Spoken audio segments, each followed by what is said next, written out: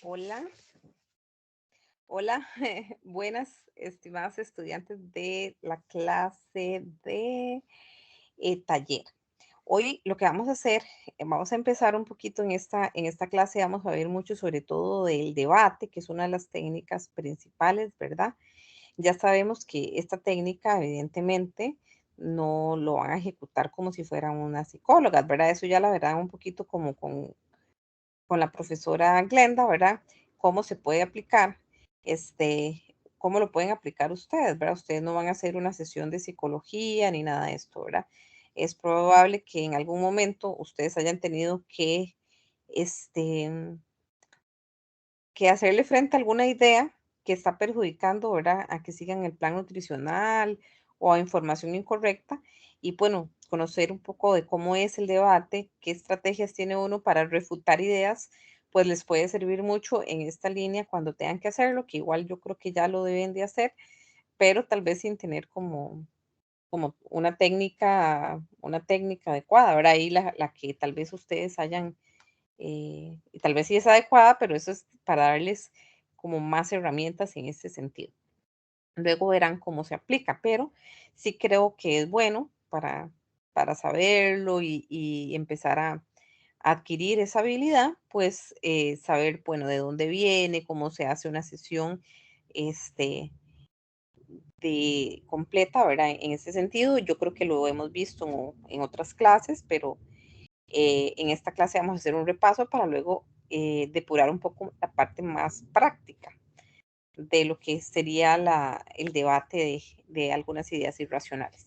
Entonces voy a hacerles un resumen. Pretendo ser un poquito más breve en algunas cosas que no son tan relevantes para que no se haga muy pesado. Pero bueno, sabemos que la psicología, bueno, es una ciencia que estudia conductas y comportamientos de los individuos y sus procesos mentales y sabemos que en psicología, lo hemos visto en otros momentos, no es una posición unificada, ¿verdad? Sino que existen escuelas diferentes.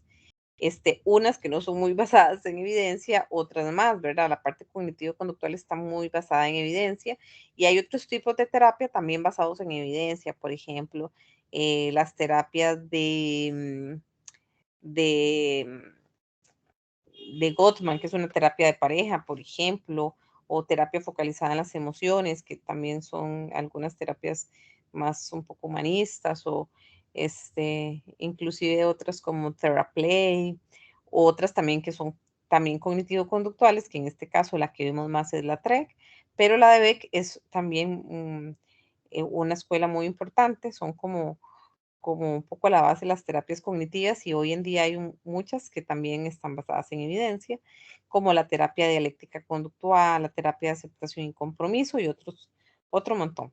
Pero en sí, en fin, está digamos, como tres muy importantes, serían el psicoanálisis, que bueno, hoy en día no es muy usado, ¿verdad? No tiene mucha evidencia. Está el humanismo, que hoy en día hay terapias basadas en evidencia, como algunas de las que les dije al inicio, y la parte cognitivo-conductual. Bueno, la terapia conductual en sí, ¿verdad? Tenemos la terapia cognitiva que también introduce una terapia que surgió un poquito primero, que es la terapia conductual. Esta es la terapia conductual, ¿verdad? Tiene una serie de técnicas usando el método científico, inclusive que se han demostrado eficaces. De hecho, es hasta lo que usan para entrenar, digamos, hasta cualquier ser que tenga sistema nervioso autónomo central, hasta los perritos y así. John Watson es el que lo inicia y son escuelas centradas en el aprendizaje.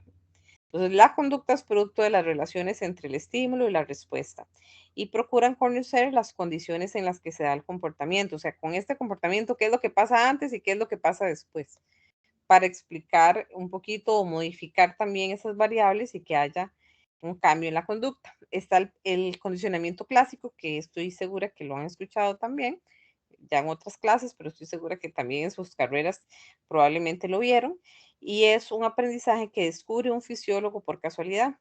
Él descubre que, bueno, el estímulo incondicionado, o sea, que no es aprendido de la comida, produce una respuesta que tampoco es aprendida, que es la salivación.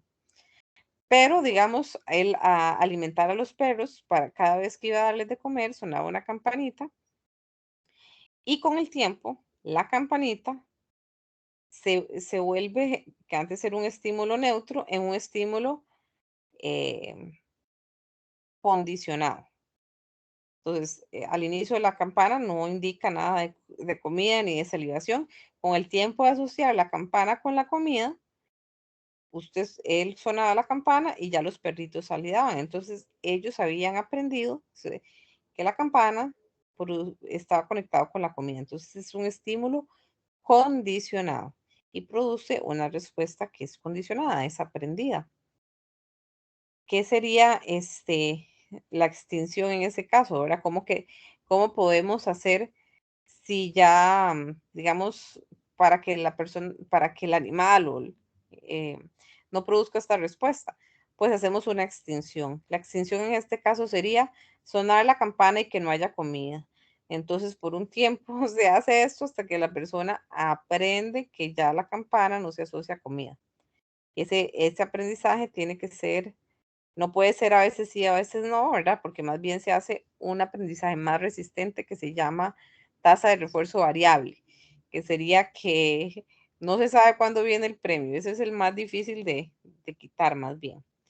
El otro tipo de condicionamiento es el condicionamiento operante, que es por los castigos o los premios, que es después de que la persona ejecuta una conducta, ¿qué es lo que pasa después? Es otra forma de aprendizaje que está basado más por las consecuencias. Entonces, los refuerzos es todo aquello que aumenta una conducta. Los refuerzos se utilizan para aumentar conductas. Los castigos es todo aquello que ayuda a eliminar o disminuir la probabilidad de que una conducta aparezca. Entonces, el reforzamiento incrementa o aumenta la posibilidad de que alguna conducta se dé, ya sea por dar algo agradable a la persona. El refuerzo siempre va a estar en función de lo que es reforzante para cada quien. Por ejemplo, este, si yo trabajo, que me paguen, eso es un refuerzo. Este, pero a lo mejor, una persona realiza una conducta y alguien lo felicita. Eso podría ser un refuerzo para una persona, pero para otra persona puede ser indiferente. Entonces es reforzante para cada quien. Pero bueno, el refuerzo positivo es darle algo que le agrada.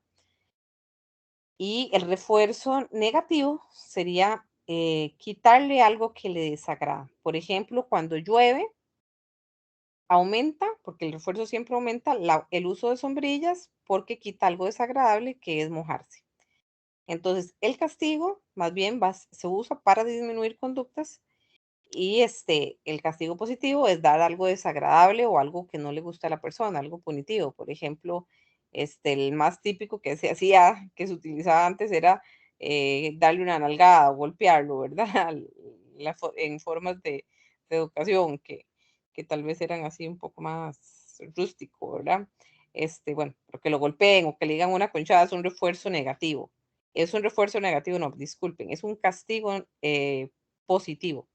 Un castigo positivo es dar algo que a la persona no le gusta. Recuerden que el castigo siempre disminuye y el refuerzo aumenta las conductas. Entonces, si usted, por ejemplo, dice algo y la gente se burla, eso es un castigo positivo. Después existe el castigo negativo, que es quitar algo agradable. Entonces, una forma típica, usted no ve televisión, le quito el teléfono, entonces quitarle algo que es agradable. Entonces, como la persona asocia la conducta con esa situación desagradable o quitar algo agradable, la conducta va disminuyendo o disminuye la probabilidad. Estos son como conceptos que hay que repasar. Tenemos otro tipo de aprendizaje también que es, bueno, hay otros tipos de aprendizaje. El aprendizaje social, que nos habla Bandura, que es un poco la imitación de las conductas de otras personas. O sea, vemos a través del aprendizaje, vemos a través de modelos. Y en esta parte es muy importante que uno con el tiempo, lo que aprendió, uno aprende también a hacer a autogestionarse, ¿verdad? Que hay una autorregulación, que ya no tenemos que decirnos nuestros papás, qué bien que te sacaste un examen bueno, sino que hay un refuerzo interno. Tendemos a copiar características de los modelos y una cosa es el aprendizaje y otra cosa es, perdón, la imitación inversa. Eso quiere decir que a veces, qué sé yo, usted tenía un papá que fumaba mucho y más bien usted lo que aprendió fue lo contrario. Al ver las consecuencias negativas, entonces aprendió que eso no era muy bueno y se comporta diferente.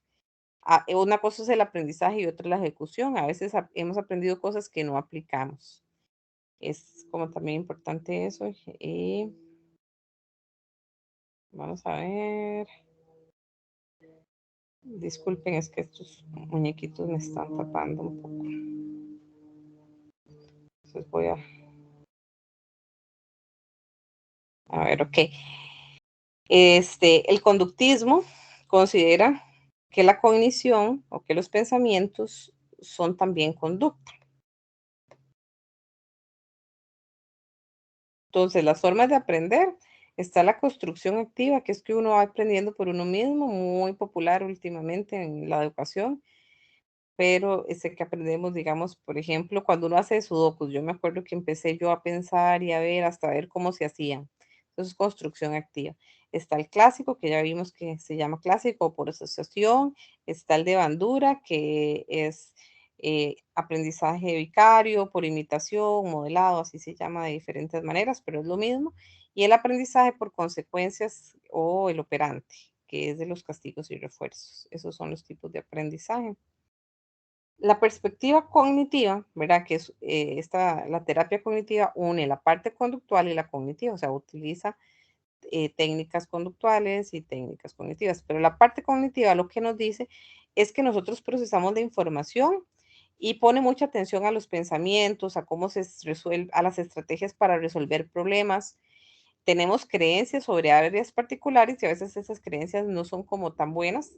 Esos son a veces los problemas, son a veces por lo que hemos aprendido, por ciertos pensamientos, y que la conducta no es muy buena, que es desadaptada, es producto de errores en la forma de pensar, que tenemos ciertos pensamientos que no son muy buenos y podemos tener, por ejemplo, sesgos de atención. Solo vemos ciertas cosas o sesgos de memoria. Nos acordamos de ciertas cosas y no la realidad como tal, sino algunas cosas que coinciden con lo que ya nosotros pensamos o distorsionamos la realidad muchas veces. Hacemos generalizaciones, lecturas de mente, descalificación de ciertas cosas, o sea, como que alteramos un poco la realidad y eso se llaman distorsiones cognitivas. Entonces, la perspectiva cognitiva busca reestructurar pensamientos y reunir evidencias para refutar la validez de las creencias que son ilógicas, ¿verdad? Que no son funcionales, más bien. Entonces, para que la persona como que amplíe esos esquemas, para que cambie esos esquemas y para que así tenga otras conductas. ¿Cuáles son los supuestos? Que los pensamientos afectan la conducta, que los pensamientos pueden monitorearse, analizarse, cambiarse, y el cambio de la conducta puede obtenerse por medio del cambio de pensamiento, y que las situaciones son solo disparadores. Usualmente no es que desaprendemos algo, sino que aprendemos otra cosa diferente que compite con lo que ya sabíamos que es más funcional, y entonces vamos a usarlo más. Las terapias cognitivo-conductuales utilizan de los dos, utilizan intervenciones conductuales y cognitivas.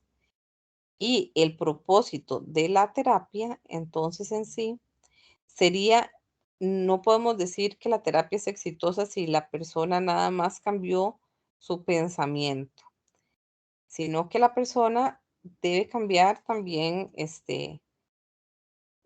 como la conducta.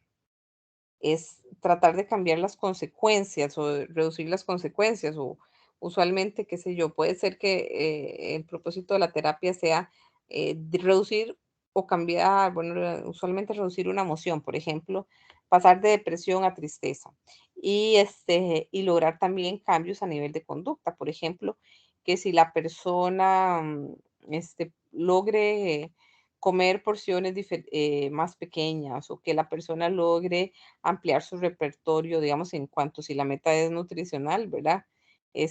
Logre ampliar la variedad de alimentación o que la persona logre hablar en público, cosas, metas conductuales también que son como tangibles.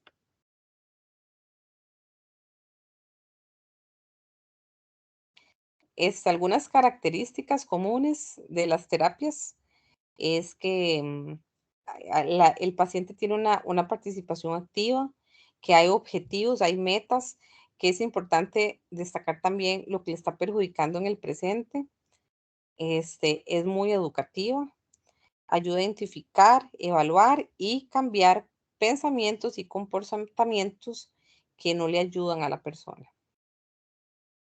Estas son como algunas características, una introducción de lo que es la terapia cognitiva, que en realidad la terapia siempre es cognitiva conductual, pero la parte cognitiva es un poquito más del papel de los pensamientos sobre la conducta y las emociones. La terapia cognitivo-conductual ha mostrado, ha sido exitosa por varias cosas, porque tiene un abordaje integral, porque se centra en problemas actuales, pero que a nivel, con el tiempo van produciendo cambios profundos. No es como que van a ir y van a hablar solo de lo que pasó en la niñez, sino que se centran en el presente. Son relativamente breves a comparación con otros enfoques que son más largos en el tiempo. Deja tareas de autoayuda.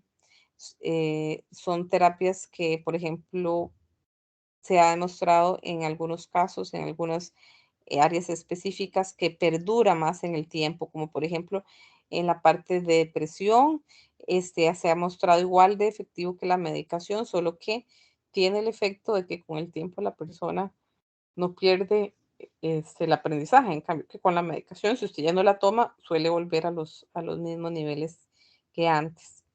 Se basa en investigación, es integrativa de técnicas y recursos, es decir, todo lo que está, porque es funcional también, si funciona, se aplica y es muy aplicable a muchos ámbitos o a muchas problemáticas. En psicología, digamos, en la parte, digamos, de esta parte cognitivo-conductual, lo que llaman la primer ola es la base conductual, todas las técnicas que son conductuales, basadas un poco en el condicionamiento clásico y operante que hablamos. La segunda ola es dos tipos de terapia, que son como las primeras cognitivas, que es la TREC, terapia racional emotivo conductual de Albert Ellis, y la terapia cognitiva de Aaron Beck, que en realidad las dos son muy funcionales, tienen muchas cosas en común y tienen algunas diferencias. Vamos a centrarnos más en TREC. Es una teoría del aprendizaje, ¿verdad? La propuesta de él. Albert Ellis, es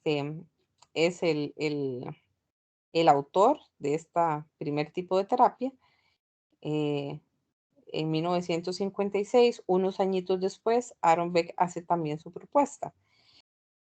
Se basa en un filósofo, bueno, lo que dice un filósofo griego, que dice Epícteto, que dice que las personas no se preocupan por los acontecimientos, sino por lo que piensan de estos acontecimientos. Entonces, entre los estímulos y las respuestas, ¿verdad? Los estímulos son las situaciones y lo que la persona hace, está una mediación cognitiva, está el pensamiento. No es como que uno actúa automáticamente, sino que uno también piensa algo que lo moviliza a comportarse y a sentirse de determinada manera. Entonces, ¿cuál es el modelo ABC? El A es un acontecimiento activador, es el aspecto de la situación con que el paciente tiene mayor problema, puede ser externo, interno, real, una inferencia acertada o no. Esto ya lo habíamos visto, ¿verdad? El A puede ser casi que cualquier cosa, como dice ahí, ¿verdad? Para ponerlo un poquito más normal, el A puede ser un acontecimiento que realmente pasó, que alguien me dijo, vea, Paula está despedida, por ejemplo. Puede ser algo que yo estoy infiriendo. Yo le caigo mal a tal persona. Eso es una inferencia, puede ser que sea cierto o no. Puede ser algo interno, como que tengo taquicardia. Puede ser algo externo, como ver comida. O sea, puede ser casi que cualquier cosa. Puede ser un recuerdo. Cuando yo me acuerdo que mi mamá me decía tal cosa en la infancia. Entonces, yo les había puesto la vez pasada este ejemplo, es un repaso, ¿verdad? que un paciente recibe un email del jefe. Entonces, la persona puede ser que, ese sería el A. Pero el A, si lo vamos haciendo más importante, es alguna inferencia. Por ejemplo, el jefe, en este caso, me va a llamar para despedirme. Eso es como más el A, la inferencia. ¿Todo el mundo estaría en la misma situación si el jefe lo llama para despedirlo? No. Alguna gente se alegrará porque le van a dar las prestaciones y ya estaba harto y está a punto de renunciar. Alguna gente sentirá ansiedad, alguna gente sentirá tristeza. Y esas diferencias de lo que siente con lo que pasa es por lo que piensa, cómo evalúa esa situación. Entonces, el A son este tipo de situaciones. Y nosotros en TREC alentamos a asumir que sus A son correctas al inicio, ¿verdad? Si es que la persona piensa, ¿y será que me van a despedir? Al inicio no estamos diciéndole, ¿está seguro que lo van a despedir? No. Nosotros, ¿qué tan probable es eso? No. Alentamos a que piense por un momento que sí es así, para poder trabajar de una forma, tal vez más profunda lo que la demanda que tiene, que en este caso sería no deberían despedirme y eso sería tal vez terrible, ¿verdad? Entonces la demanda de que no, eso jamás debería pasar. Entonces se deben presentar brevemente porque muchas veces esas situaciones no se pueden cambiar y además lo importante para la TAREC siempre va a ser bueno, para las terapias cognitivas es buscar los pensamientos para cambiarlos por otros pensamientos que nos ayuden a mejores emociones y mejores, o decir, más adaptativas, menos intensas, menos disfuncionales, igual que conductas. Entonces, eso sería este, pueden ser las, el A, ¿verdad? Entonces son las situaciones. Las C pueden ser de dos cosas, de dos formas, pueden ser emocionales o conductuales. Y pueden ser saludables o no saludables. En general, las emociones saludables nos ayudan en la vida. No es que las emociones saludables son solamente las que uno se siente bonito, como la alegría, la esperanza, no. A veces el enojo es saludable o la tristeza es saludable, aunque se sienta mal.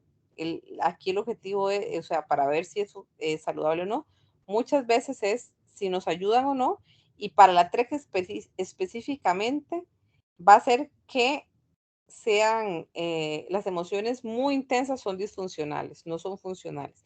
Siempre a buscar una emoción más moderada, porque usualmente cuando son más moderadas reaccionamos mejor. O sea, una persona súper iracunda no va a tener un buen comportamiento.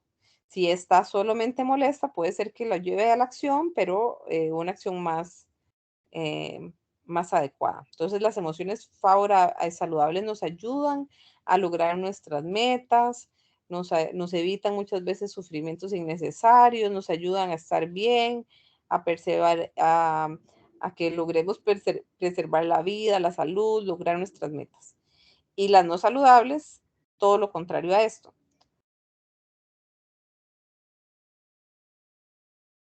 Ujú. O sea, lo contrario es no saludable. Emociones que más bien nos llevan a sufrir más, a hacer conductas que no nos benefician o que nos dificultan hacer las soluciones adecuadas y que obviamente se basan muchas veces en que estamos pensando de forma irracional, nos lleva a conductas que no son buenas para nosotros. Entonces, para la TREC siempre va a ser la emoción saludable es una emoción menos intensa. Entonces voy a decirles algunas opciones eh, que son las no saludables versus las saludables.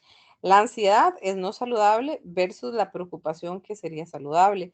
La depresión es no saludable, la tristeza es saludable, la vergüenza es no saludable, la decepción es saludable, la culpa no es saludable, el arrepentimiento sí, estar herido no es saludable, tener pena sí, la ira no es saludable, el enojo sí, celos no saludables versus celos saludables, envidia no saludable versus envidia saludable.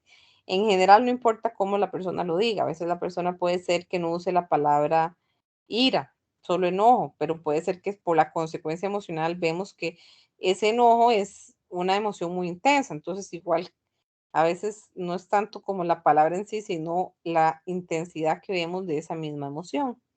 Muchas veces me preguntan, cómo los celos pueden ser saludables, ¿verdad? Pero todas las emociones son saludables cuando hay una adecuada, digamos, algo, ¿verdad? O corre peligro el vínculo y nosotros, como lo ignoramos o no hacemos nada, puede ser que eso vaya a ser disfuncional para nuestras relaciones, cuando hay un verdadero peligro del vínculo. La envidia en general yo no la considero tanto como una emoción, pero bueno, a lo que se plantea un poquito es como una envidia, como la conocemos, algo malo, algo feo, y lo otro sería más bien como decir, pucha, mira, por ejemplo, esta persona que le ha parecido que a mí en la U y así, que le ha ido muy bien porque se ha puesto un negocio y que uno también le tiene la indicación, como la inclinación no tenerle como una envidia malsana,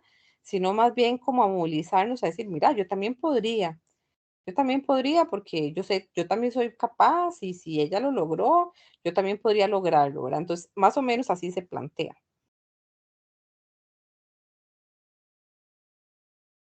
Luego el B es muy importante. El B es las creencias, belief, son sistemas de creencias flexibles o inflexibles, este, que estaba, que cómo los descubrimos, bueno, qué estabas pensando en ese momento, qué se estaba diciendo usted mismo. Y hay estas cosas las voy a ver un poquito por encima porque ya las vimos en otras clases más a profundidad, pero no son cualquier creencia la que vamos a buscar sino que vamos a buscar creencias evaluadoras que pasan por nuestro interés. Y uno dice, ay, mira, aquella persona parece que está asustada, pero a mí ni me fue ni me fa, eso no es algo que a mí me interese trabajar. Usualmente son las evaluaciones que hacemos, que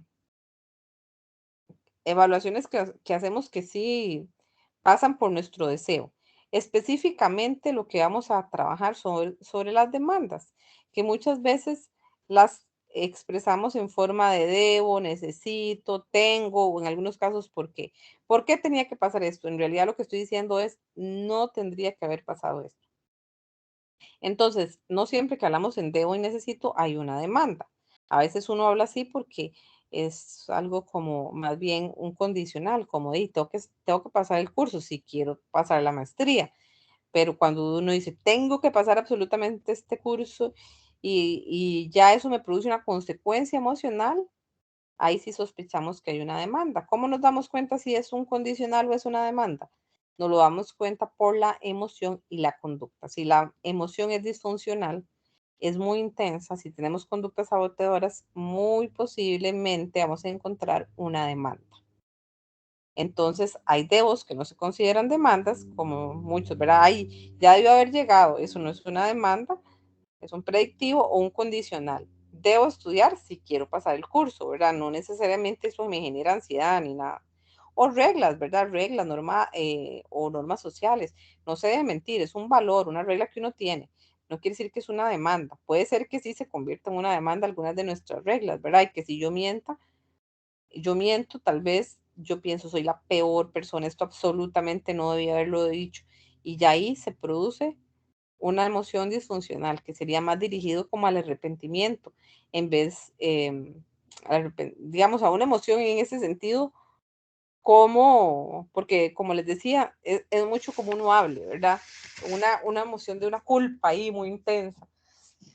Y no, digamos, de hacerse responsable, decir, esta conducta no estuvo bien, hay que mejorarla, ¿verdad? Entonces, tiene que ver mucho con la intensidad para detectar las demandas, que siempre cuando hablemos de un pensamiento irracional que vamos a debatir, los pensamientos que ustedes van a hacer en el debate final tienen que ser demandas, porque esa es la clave para la TREC. No pueden ser pensamientos irracionales de los de Beck, porque que también son pensamientos irracionales, ¿verdad? Como lectura de pensamiento, otras cosas, sino más sobre, siguiendo el modelo de la TREC, demandas. Este, hay algunos dedos empíricos. Si usted hace esto y esto, mezcla esto, le va a dar tanto. O recomendaciones. Sería bueno que vayas al cine porque está muy bonita la película. Entonces, no todo lo que dice debo es una demanda. puede, sobre todo lo vamos a saber por la parte emocional, ¿verdad? Si vemos que hay una emoción disfuncional muy intensa, ahí lo vamos a pescar la demanda. Los pensamientos racionales son flexibles, ¿verdad? No es absoluto, nos ayudan, son prácticos, están basados en la lógica, son realistas, conducen a emociones saludables, mientras que las demandas y sus derivados, que ahora los vemos, son rígidos, son absolutistas, extremos, impiden nuestras metas, son ilógicos, están basados, son inconsistentes con la realidad, es decir, no son realistas y conducen a emociones saboteadoras. Lo primero que nosotros vamos a ver y que necesitamos son las demandas. Eso es importantísimo, las demandas. Las demandas pueden ser acerca de uno mismo, no salir, debo salir bien en el examen, debo pasar esta maestría, debo lograr que todos mis pacientes bajen de peso o logren sus metas nutricionales. Las demandas acerca de los otros deben tratarme bien, los pacientes deben seguir el plan de alimentación, los pacientes deben, no sé, mostrar ciertas conductas que yo quiero, a que avancen al ritmo que yo quiero. Las demandas acerca de la vida o el mundo, las tareas no deben ser tan difíciles, la maestría no tiene que ser tan pesada, como las cosas deben ser mejores, no debería haber hambre en el mundo, ¿verdad? Cosas acerca de la vida, demandas acerca de la vida. Los pensamientos irracionales de la TREC van a ser entonces las demandas. Debo hacer la dieta perfecta, las personas no deben,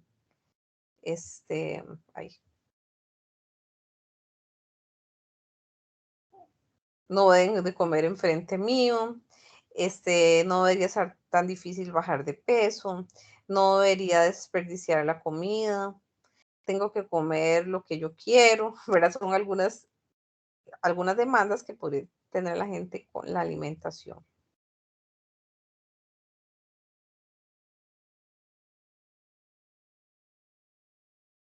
Después tenemos otros pensamientos, son 3 pensamientos que son súper importantes para la TREC, que son la catastrofización, ver la situación como 100% mala, ¿verdad? Es terrible, es horrible, es lo peor. La baja tolerancia a la frustración, creer que no se puede soportar o tener ninguna felicidad esa situación. O sea, no podrías soportar no bajar de peso esta semana. Sería digamos, más que malísimo, sería algo dificilísimo para mí. Condena global, despreciarse a sí mismo, a los otros o a las condiciones de la vida. Esas es todas como las etiquetas que nos ponemos, ¿verdad? No tengo fuerza de voluntad, soy inútil, soy gordo, todas son como, como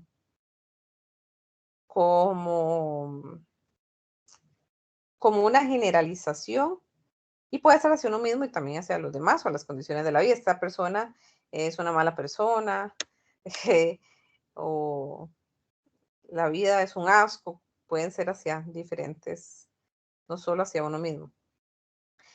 Los pensamientos racionales son pensamientos flexibles, ¿verdad? Son deseos, no demandas, ¿verdad? Entonces, en vez de, debo hacer la dieta perfecta, es bueno, preferiría apegarme a la dieta lo más posible.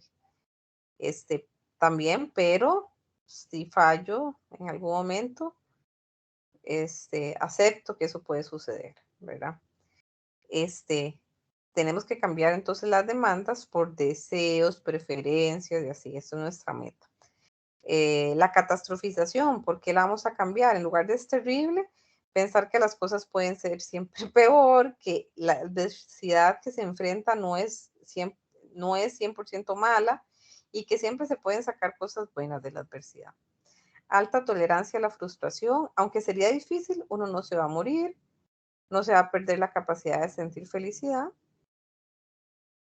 Si pasa eso, o sea, podemos tolerar mucho más de lo que creemos y la aceptación incondicional, o sea, nosotros somos personas falibles, podemos fallar, los demás pueden fallar, nos equivocamos, la vida no es perfecta y eso no hace que sea del todo mala y no generalizar.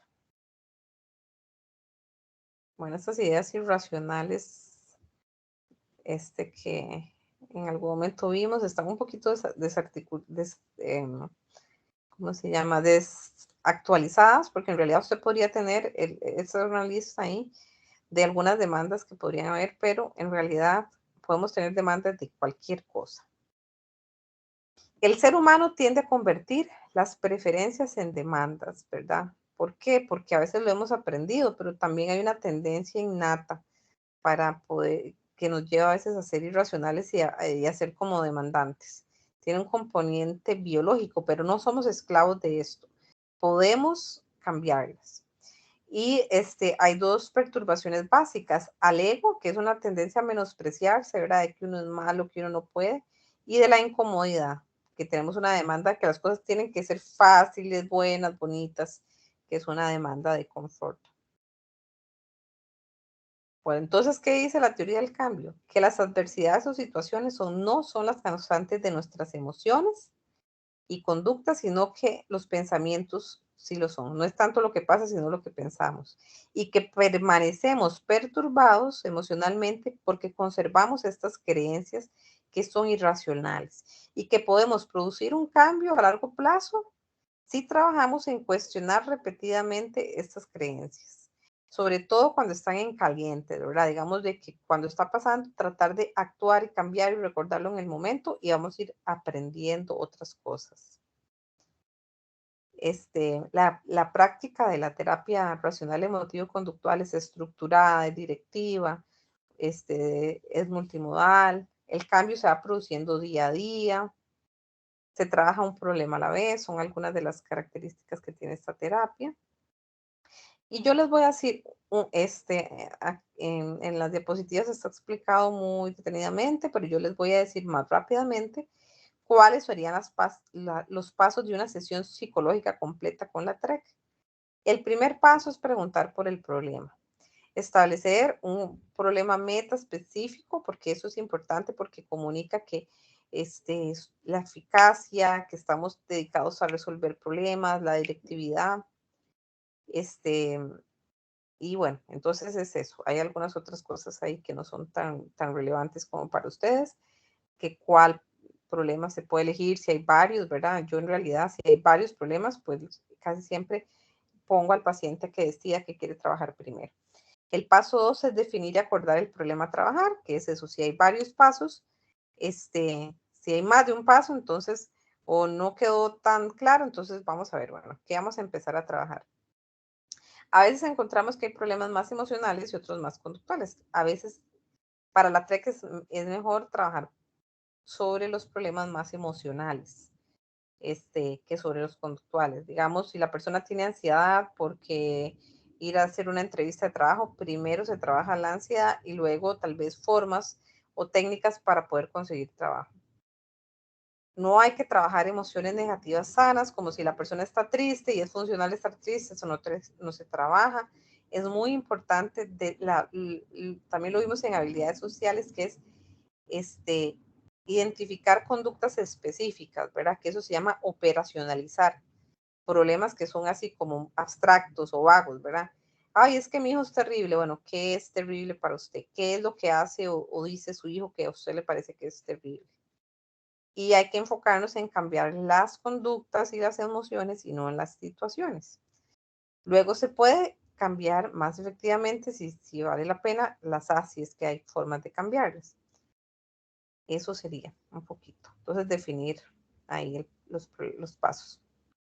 Eso es algo muy importante. Formular siempre el problema y la meta en términos del ABC. Ok, ¿cuál es la situación específica?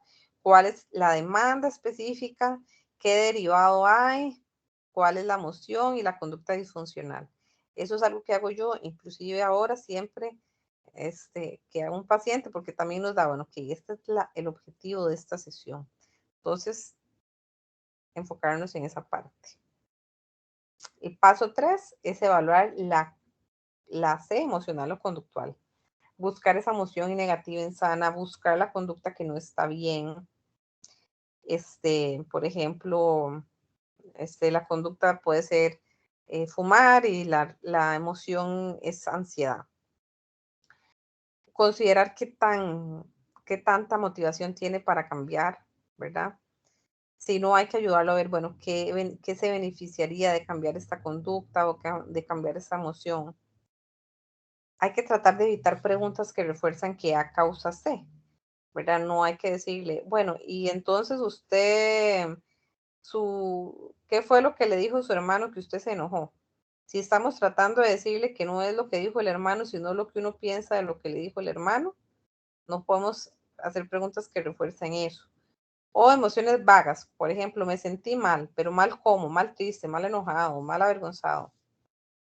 O pensamientos en vez de emociones. Ay, yo sentí como que no me quería ayudar. Eso no es una emoción, eso es un pensamiento. Entonces, el paso 3 es evaluar la C. El paso 4, en realidad estos pasos no son como, ustedes se evalúan cuál es el A, cuál es el B y cuál es el C, de forma que tenga coherencia todo, ¿verdad? Es decir, por ejemplo, la persona vio la comida y, y pensó, vio un queque de chocolate, tiene que ser específico, y pensó, tengo que comérmelo. ¿Cómo no me lo voy a comer? Pobrecita yo, ¿cómo me voy a privar de esto? La vida es terrible sin comer cosas ricas. ¿Cuál es la conducta? Comerse el queque. Entonces, tiene que tener una coherencia. No puede ser que ese sea el pensamiento y que la emoción es culpa. Ahí es otra situación, otro pensamiento, otra emoción.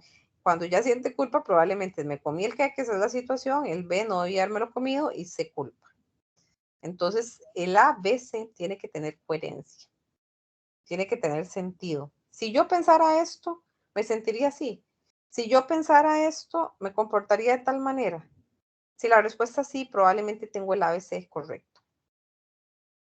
Eso sí, digamos, el A, cuando vamos a evaluar el A, ¿cuál es la situación? Debe ser específica.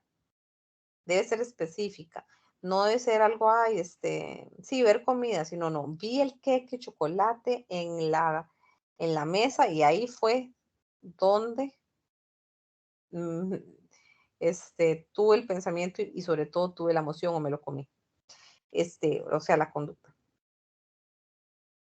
Las situaciones ya hemos dicho antes en un paso anterior que la puede ser casi que cualquier cosa. Y que vamos a hacer al inicio, aunque sea verdad o no verdad, estimular a que sea, a verlas al inicio como si fueran verdad. Después podemos evaluar a ver si son verdad o no, pero sobre todo es para llegar a la B, que es lo que nos importa. Luego vamos a establecer una meta, ¿verdad? Existen metas que son más a corto plazo y a largo plazo. Por ejemplo, si yo sé que yo me voy a morir hoy, probablemente sí me como todos los queques de chocolate y todo lo que yo quiera, porque a corto plazo me daría un gran placer y no tengo consecuencias a largo plazo. Pero si no me voy a morir, necesito tener una adecuada alimentación, una adecuada salud, que es una meta más a largo plazo. Entonces, a veces esas son un poquito lo que es bueno a largo plazo, no es bueno lo que es bueno a corto plazo no es bueno a largo plazo, que pasa mucho con la alimentación. Entonces, tratar de que la meta sea, bueno, que me ayude en la vida, más a largo plazo, no solamente de ahora. Identificar y evaluar si hay problemas secundarios. Los problemas emocionales secundarios son esto, como decir, sentir culpa por haber comido. La primera secuencia es, es ver el queque de chocolate, pensar, debería comérmelo, pobrecita yo, la C es comérmelo. Y esa C de la primera situación se convierte en otra situación aparte. Entonces, ya habérmelo comido, que es la C, la C conductual de la primera situación, se vuelve la situación de la segunda. Y ahí entonces yo pienso, qué barbaridad, no debía haber hecho eso. Y la C secundaria es sentir culpa. Entonces, esos son emociones secundarias. Es un poquito ahí, un poco más complejo, pero es para que también un poquito poder también saber si existe esto, que existe. A veces se trabaja esa parte secundaria, a veces no, porque a veces es relevante o a veces no lo es y no se trabajaría.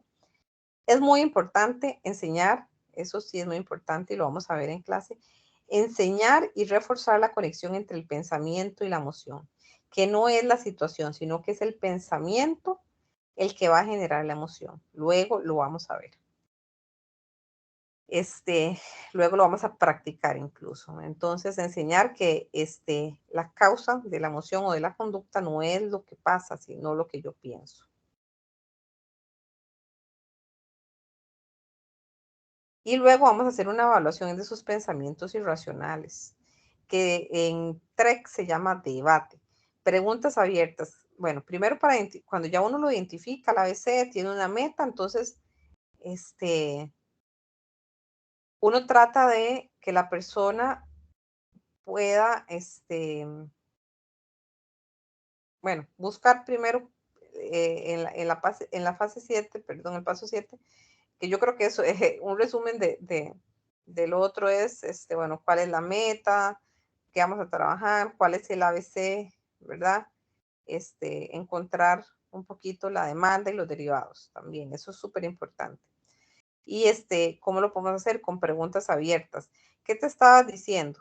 Discúlpeme porque esta parte de evaluación aquí se refiere a encontrar las demandas y los derivados, ¿verdad? Que yo creo que ya se los había dicho.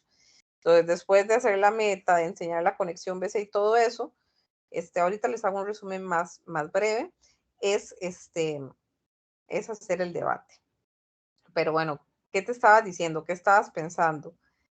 ¿Qué te exigías en ese momento? ¿Qué clase de persona pensás que sos por hacer esto? O una técnica que uno puede decir, bueno, si, digamos, Belcho, el que se lo come, ¿qué te estabas diciendo? Ay, me gustaría mucho comérmelo, pero bueno, si no me lo como no pasa nada, o tengo que comérmelo, ¿verdad? ¿Cuál de los dos pensamientos sustenta su conducta? Conectar los pensamientos irracionales con la emoción disfuncional, eso es decir, bueno, es que esta conducta la tenés porque pensás así, te das cuenta de que si no cambiamos este pensamiento, bueno, eso se va a seguir dando. Y luego empezar lo que vamos a depurar o practicar en la clase, que es el debate de ideas irracionales. El objetivo es hacer que ver a las personas que esas ideas son ilógicas, que no les ayudan, que no son consistentes con la realidad, y empezar como a hacer que la persona dude de estos pensamientos y que tenga otros que se sustituyan. ¿Y cómo vamos a hacer esto?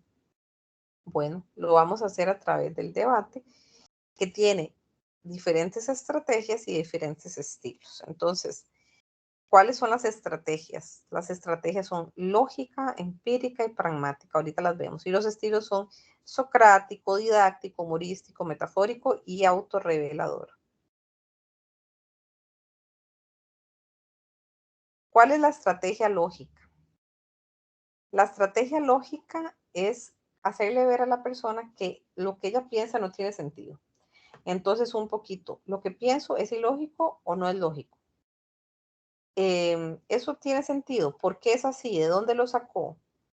Lo lógico se refiere a si el pensamiento es coherente.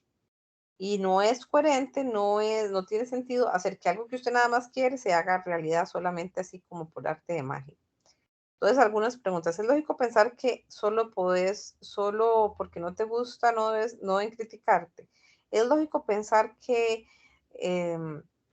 vos deberías de bajar de peso en 3 meses, en un mes, y has durado varios años acumulando el peso que tenés ahora? O sea, es como, ¿de dónde viene? ¿Qué sentido tiene? La parte empírica es si es realista. ¿El pensamiento es realista? ¿Concuerda con los hechos, sí o no? Porque uno no desee algo no significa que no va a suceder.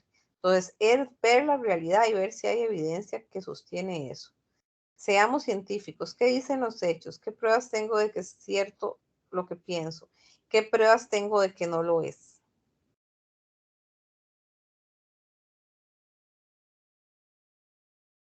Este, me ayuda a pensar, a lograr la estrategia pragmática, que es la tercera estrategia, es si es útil o no. ¿Este pensamiento me ayuda a lograr mi meta? ¿Este pensamiento me trae ventajas o me trae desventajas?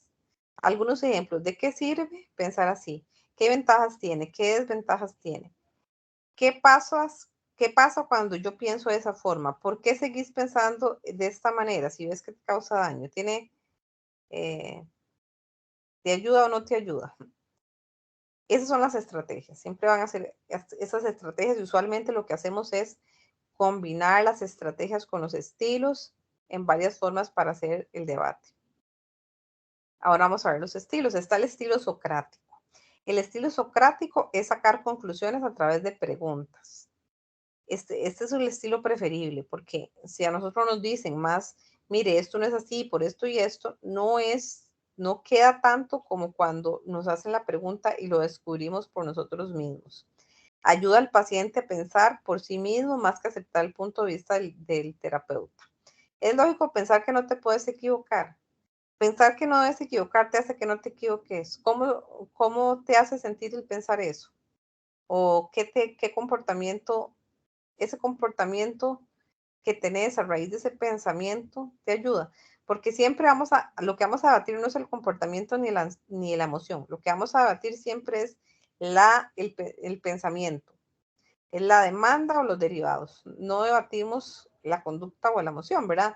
Sería absurdo decir, ¿de qué le sirve sentirse triste? Obviamente no le sirve, pero eso no va a hacer que no se sienta triste, sino ¿de qué te sirve pensar que debiste haber pasado?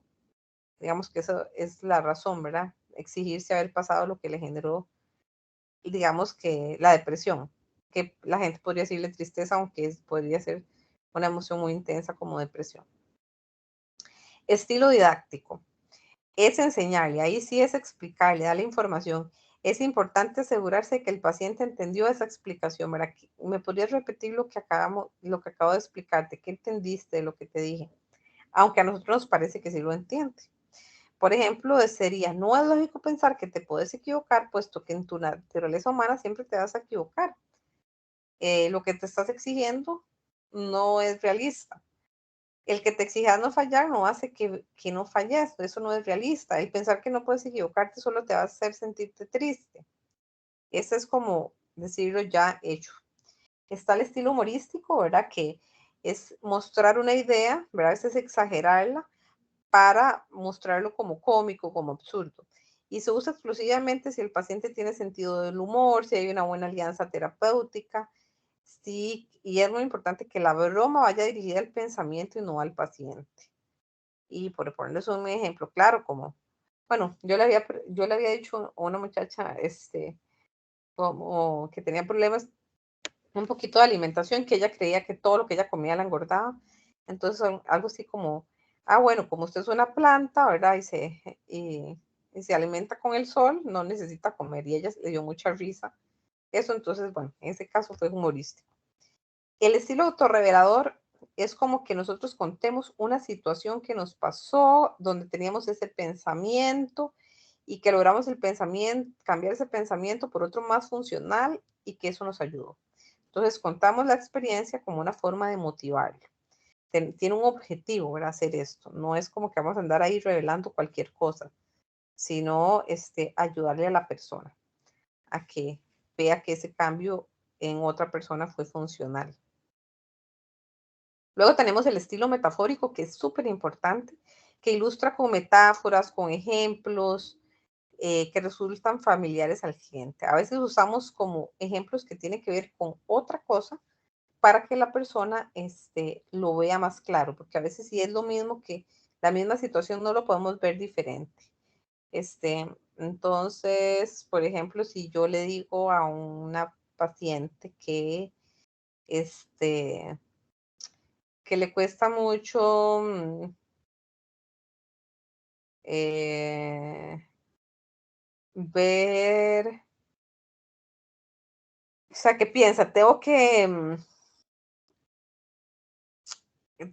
mm, bueno, les voy a poner este ejemplo, que siempre, que es como una historia. Es que si no tengo una demanda específica, puede costar un poquito, pero bueno, tengo que comerme la comida, vamos a poner algo más de Nutri. Ok, entonces si usted tiene ganas de, digamos, de tirarse al mar, aunque usted tenga, aun- y porque usted tiene calor, digamos, y usted sabe que hay una advertencia de que hay pirañas, usted se tira, solo porque usted tiene ganas, ¿verdad? Entonces, es como decir un ejemplo de algo, un funcionamiento parecido, pero en otro contexto. ¿Y qué pasaría si uno entonces dice, ay, yo tengo que, cuando se levanta en la mañana y tiene mucho sueño y dice, ay, no, yo necesito dormir más, que sí es una necesidad fisiológica, parecido a comer. No voy a ir a trabajar porque está lloviendo y yo necesito quedarme durmiendo. ¿Qué pasaría si usted hace eso? Cada vez que llueve y que usted siente que necesita dormir más o que tiene ese deseo intenso. Bueno, ya me hubieran despedido, estaría cambiando de trabajos a cada rato. Entonces, es lo mismo en otro contexto. Es el mismo pensamiento en otro contexto para que lo vea con más claridad. Usualmente un contexto en el que la persona lo hace mejor. Entonces es a través de ejemplos como ese o a través como de historias. Esta es una historia ahí como de un burrito que va al abuelo y el nieto, ¿verdad? Entonces entran en el primer pueblo así, y entonces la gente dice, ay, qué barbaridad, el pobre chiquito ahí caminando. Y en el siguiente pueblo entra el chiquito y el abuelito de pie y dicen, ay, qué barbaridad, no hay respeto hacia los adultos mayores. Entonces en el otro van los dos juntos y dicen, ay, pobre burro. Entonces en el otro pueblo entran y los dos caminando y el burrito ahí, ay, qué tontos, teniendo burro y los dos caminando. Entonces yo creo que ella se los había contado porque era el mismo que les había puesto. Pero la idea es que siempre le vas a quedar mal a alguien y mejor hacer entonces lo que usted decida y lo que le convenga más. Entonces eso es el estilo metafórico. Entonces en el paso 10, generar un pensamiento alternativo, ok, digamos, tengo que comérmelo, esa sería la demanda. El pensamiento alternativo podría ser, preferiría comérmelo, pero no tengo que comérmelo, puedo abstenerme y vale la pena. Descatastrofizar no es terrible, es malo, pero no es terrible. Alta tolerancia a la frustración, puedo soportarlo y vale la pena por tal y tal cosa. No es que soy una persona, no es que sea mala, es que soy una persona que falla. Soy una persona como cualquier otra y puedo fallar. Después de todo eso, podemos revisar la validez de A, ¿verdad? De la situación. Puede ser una interpretación distorsionada, como el caso del email que la persona piensa que lo van a despedir, podría pensar, no, no, no, no es que me van a, o sea, podríamos revisarlo y ver, bueno, cuántas veces que te han llamado te han despedido. A otras personas que han llamado en su departamento la han despedido, sí o no. Y podríamos averiguar que no, que es algo que tal vez la persona este, lo está distorsionando o podría ser que sea algo probable, no sabemos, ¿verdad? Con este análisis, qué tan realista es, cómo podríamos verlo de otra manera. Es probable esa inferencia, o sea, como otras formas para ver si ese A es correcto o no.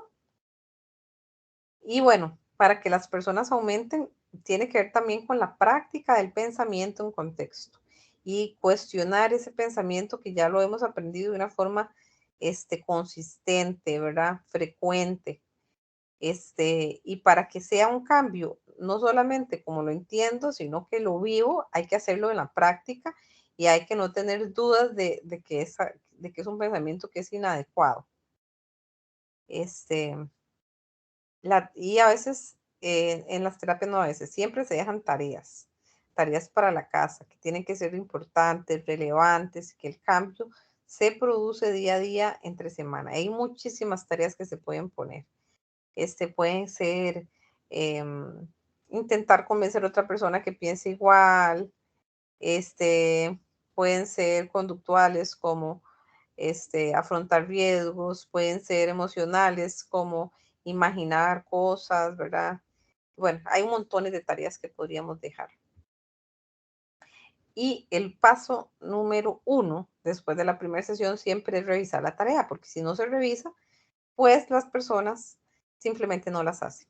Entonces, para hacerles como un resumen de lo que se hace en una sesión, es, bueno, establecer un objetivo de terapia, ¿verdad? Bueno, ¿qué vamos a trabajar? Sacar un ABC, explicar la conexión BC, hacer un debate sobre la demanda que identificamos y por lo menos un derivado, establecer un pensamiento funcional adecuado, podemos hacer un poquito de práctica si da tiempo de alguna manera, como ensayo de cambio de roles o entonces nosotros podemos hacer del terapeuta, del paciente, del paciente de terapeuta y nosotros mostramos la misma idea para que él nos la refute. O sea, eso sí da tiempo, podemos hacer prácticas, si no, no pasa nada. Y dejamos una tarea. Esos son como a grandes rasgos. Y lo que ustedes tendrían que enfocarse un poquito más, porque ustedes tienen una estructura que hacer dentro de la sesión cuando tienen tiempo y es conveniente, pues lo que pueden tomar es un poquito coger algunas ideas muy limitadas a la nutrición y en algún momento poder refutar esas ideas que la persona tiene que la hacen permanecer en sus malos hábitos. Eso cómo lo aplican y así lo verán más con la profesora Glenda. Y eso es todo por, por hoy. Bueno, esta última es facilitar el trabajo. Bueno, es algo de lo que ya les ha dicho. Para que funcione tiene que ser constante, ¿verdad? Eh, tenemos que incorporar estos nuevos pensamientos, no solo como, ay, mira qué bien esta idea, sino practicarla. Y muchas veces se debe hacer en diferentes contextos, usar muchas tareas, explicar que el cambio no es lineal, que eso también cuenta para cualquier cambio conductual, sino que la gente usualmente tiene recaídas y vamos no solamente hacia arriba, sino que a veces hay altibajos. Y que el cambio se ve en la frecuencia, en la intensidad y en la duración de los cambios. Por ejemplo, de las conductas. Ninguna persona tiene un control 100% de su alimentación, solo las personas que tienen trastornos alimenticios. Entonces, eso es importante saberlo. O sea, no es que ahora nunca te vas a poder comer esto que te gusta. No, sí puedes comértelo, pero mm, si usted se la come un día, no pasa nada a que sea su alimentación diaria. Entonces, si usted en algún momento fue y tuvo, se desvió de la dieta, es completamente normal, ¿verdad? Porque también la rigidez, usualmente los pacientes, bueno, muy frecuentemente pueden tener el pensamiento todo o nada, ¿verdad?